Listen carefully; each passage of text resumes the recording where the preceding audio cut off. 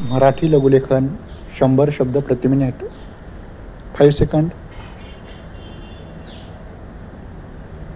Start. भारतात 70% लोक शेतीवर अवलंबून आहेत.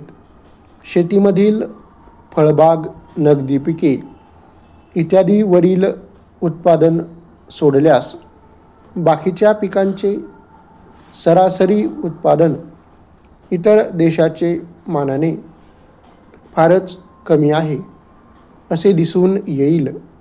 परिच्छेद. भारतात तसेच महाराष्ट्रात वापरली जाणारी खते, कीटकनाशके इत्यादी साधनसामग्री इतर देशाचे मानाने फारच तुटपुंजी आहे. कमी वापराचे मुख्य कारण म्हणजे शेतीमधून मिळणारे कमी उत्पन्न आणि त्यास मिळणारा कमी भाव.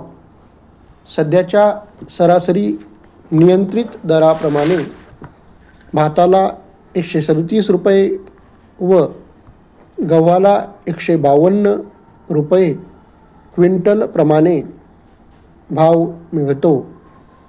महाराष्ट्रातील सरासरी उत्पादनाप्रमाणे शेतकऱ्यास हेक्टरी 1500 रुपये गव्हास 2000 रुपये भातास मिळतात.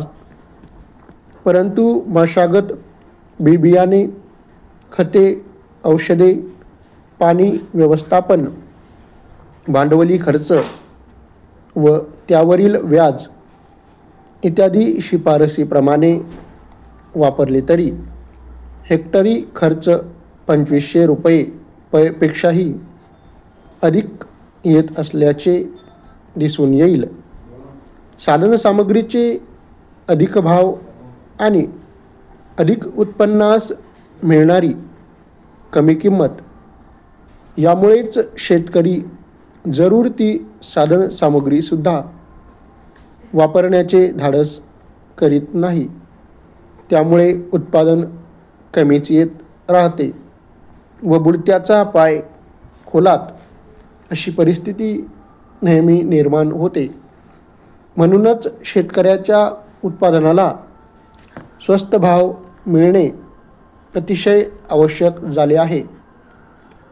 शेती हा व्यवसाय असून इतर उद्योगधंद्यासारखे सर्व प्रकारची खर्च वजा जाता, नफा इत्यादी धरून योग्य भाव मिळणे जरुरीचे आहे. त्यासाठी ठिकठिकाणी शेतकरी आंदोलने करू लागले आहेत. याकडे शासनाने जरूर लक्ष देऊन योग्य ती भाववाढ करून देणे रास्त ठरेल. परिच्छेद.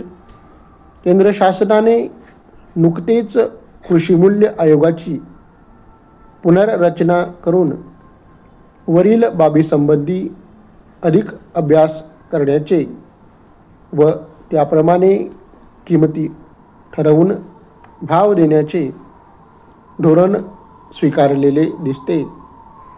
हे योग्य दिशेने पडलेले पाऊल असे म्हणावयास हरकत नाही. त्याचा फायदा सर्व शेतकऱ्यांना लवकर मिळो हीच सदिच्छा